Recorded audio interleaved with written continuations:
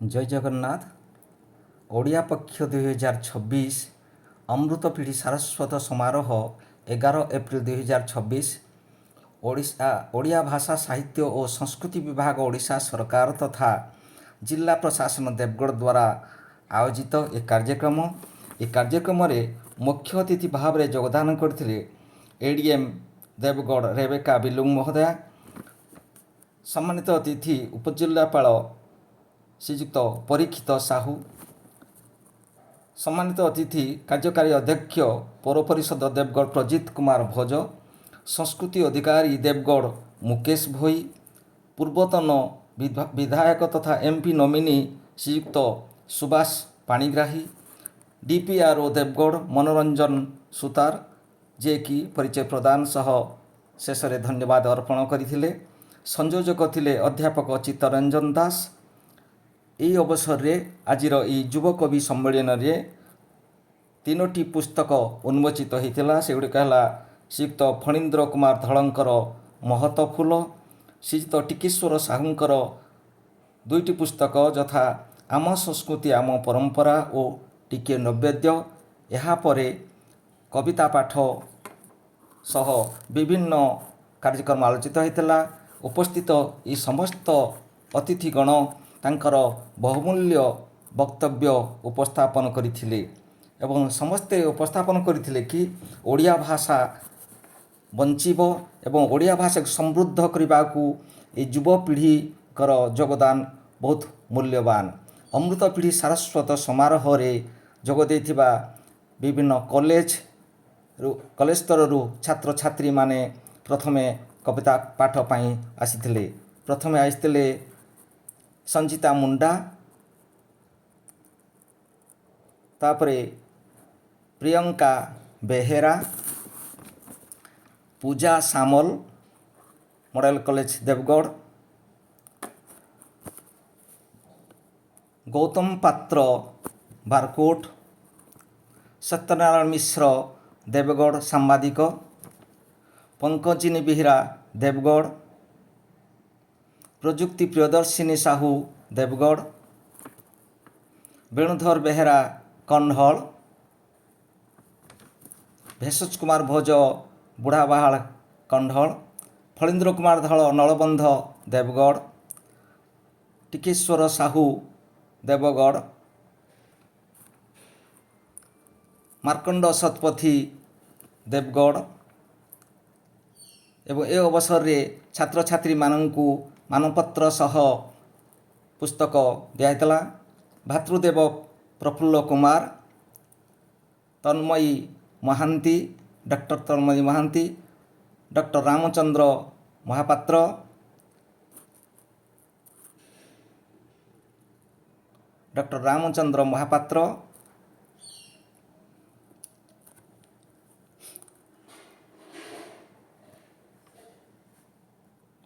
जगमोहन साहू, गोविंद साहू,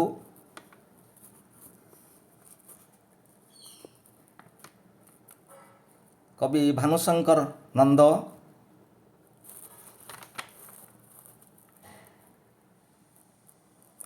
कवि पराशर साहू बारकोट,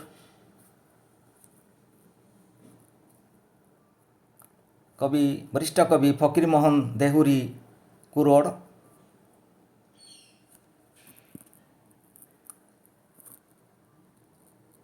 कवि श्री प्रधान जतीन्द्र प्रधान, कवि श्री युधिष्ठिर दास देवगढ़,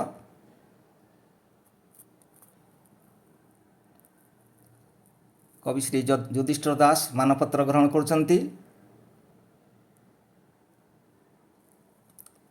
कवि युधिष्ठिर दास महोदय, कवि कुंती साहू,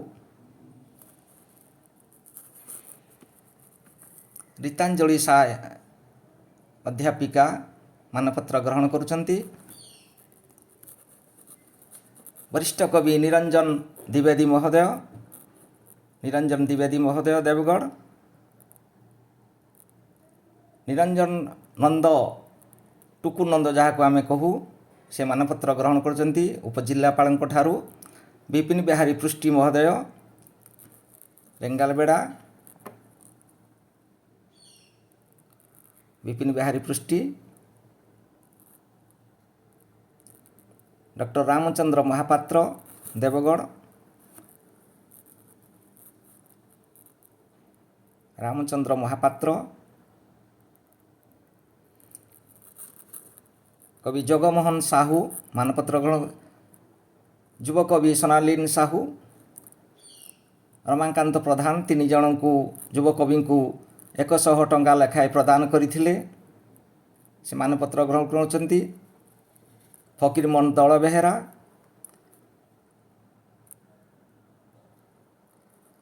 कवि श्री टिकेश्वर साहू, कवि श्री टिकेश्वर साहू,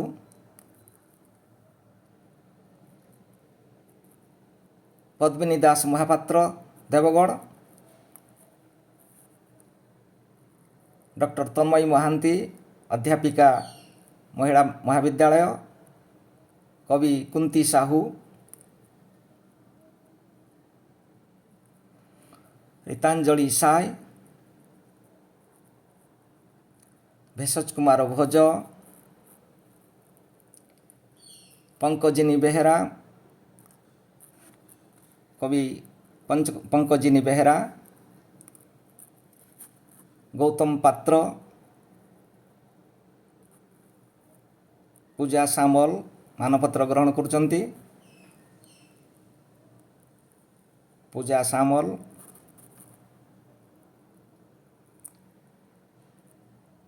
कवि जगन्नाथ सेवक एवं पूर्णचंद्र मिश्र महोदय, पूर्णचंद्र मिश्र, अशोक मिश्र महोदय, कवि अशोक मिश्र, कवि गौरहरि षडंगी मानपत्र ग्रहण करुछंती। कवि फलींद्र कुमार धल पुस्तक सह प्रदान करुछंती। प्रियंका बेहेरा बुढ़ापाड़ कॉलेज र छात्री, वेणुधर बेहेरा कंढल, वेणुधर बेहेरा,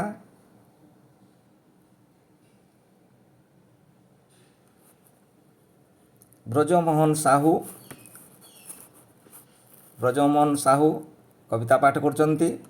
मुकेश भोई कविता पाठ करुछंती, संस्कृति अधिकारी।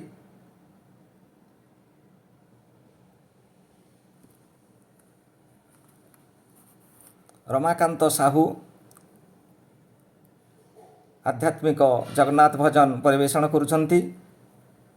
से मध्य तांकर जगन्नाथଙ୍କ फोटोचित्र प्रदर्शन करुछंती। उपजिलापाल परीक्षित साहू तांकर कविता पाठ सह प्रजुक्ति प्रियदर्शिनी साहू, प्रजुक्ति प्रियदर्शिनी साहू,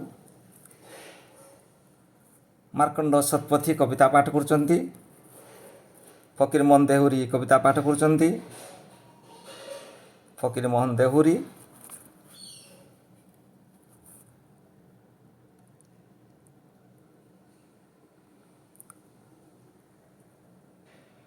जतीन्द्र प्रधान महोदय, कवि जतीन्द्र प्रधान युधिष्ठिर जान कविता पाठ पर फेरुछंती। कवि किशोर चंद्र नंद देवगढ़, कवि मुरलीधर साहू रियामाल, कवि मुरलीधर साहू, कवि टिकेश्वर साहू, कवि पद्मिनी दास महापात्र, डॉक्टर तन्मयी महांती, कवि डॉक्टर तन्मयी महांती कविता पाठ करुछंती। कवि कुंती साहू कविता पाठ करुछंती। कवि रीतांजलि साय कविता पाठ करुछंती। कवि वरिष्ठ कवि निरंजन द्विवेदी महोदय कविता पाठ करते। कवि टुकुनंद, कवि विपिन बिहारी पृष्टि, विपिन बिहारी पृष्टि, कवि पूर्णचंद्र मिश्र, कवि डॉक्टर रामचंद्र महापात्र, କବି ଜଗମୋହନ ସାହୁ, କବି ଗୋବିନ୍ଦ ସାହୁ, କବି ଅଶୋକ ମିଶ୍ର,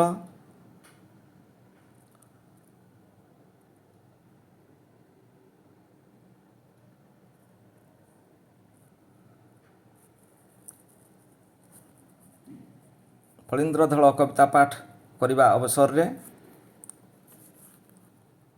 ଭାତୃଦେବ ପ୍ରଫୁଲ୍ଲ କୁମାର, ସୋନାଲିନ ସାହୁ,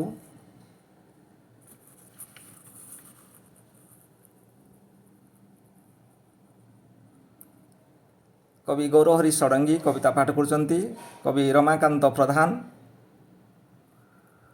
କବି ଦଳବେହେରା, ଫକୀର ଦଳବେହେରା, କବି ଟିକେଶ୍ୱର ସାହୁ, ବରିଷ୍ଠ କବି ଟିକେଶ୍ୱର ସାହୁ,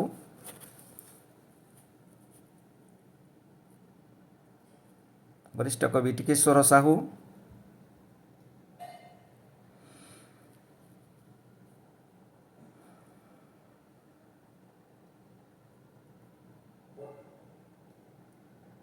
ପଦ୍ମିନୀ ଦାସ ମହାପାତ୍ର, ଡକ୍ଟର ତନ୍ମୟୀ ମହାନ୍ତି,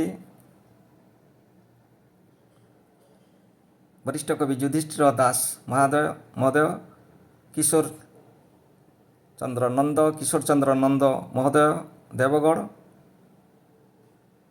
ମାନପତ୍ର ଗ୍ରହଣ କରୁଛନ୍ତି।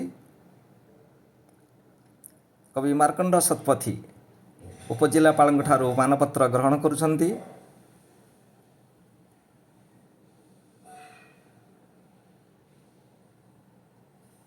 କବି ମୁରଲୀଧର ନାୟକ ମାନପତ୍ର ଗ୍ରହଣ କରୁଛନ୍ତି।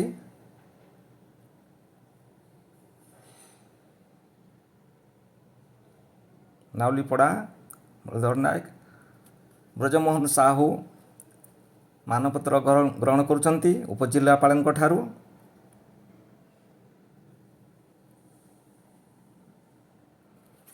ମୁକେଶ ଭୋଇ ସଂସ୍କୃତି ଅଧିକାରୀ ଯୁବକବି କବିତା ପାଠ ପରେ ମାନପତ୍ର ଗ୍ରହଣ କରୁଛନ୍ତି ଏଡିଏମ୍ ଏବଂ ଉପଜିଲ୍ଲାପାଳଙ୍କ ଠାରୁ। ଏ ଅବସରରେ ସମସ୍ତେ ତାଙ୍କୁ କରତାଳି ଦେଇ ଧନ୍ୟବାଦ ଜଣାଇଥିଲେ। କବି ଡକ୍ଟର ଭାରତ ଭୂଷଣ ନନ୍ଦ ଏବଂ ସର୍ବଶେଷରେ ସମସ୍ତ କବି କବୟିତ୍ରୀ ଏକ ମିଳିତ ଫଟୋ ନିଆଯାଇଥିଲା।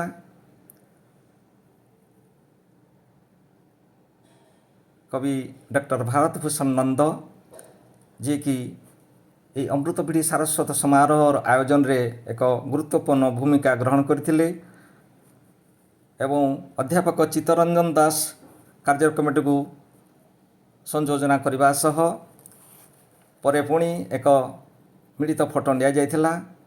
ଏହି ଓଡ଼ିଆ ପକ୍ଷ 2026 ସାରସ୍ୱତ ସମାରୋହ ଅମୃତ ପିଢ଼ି ସାରସ୍ୱତ ସମାରୋହ ଅତି ସୁନ୍ଦର ଭାବେ ସମାପନ ହୋଇଥିଲା। ଧନ୍ୟବାଦ।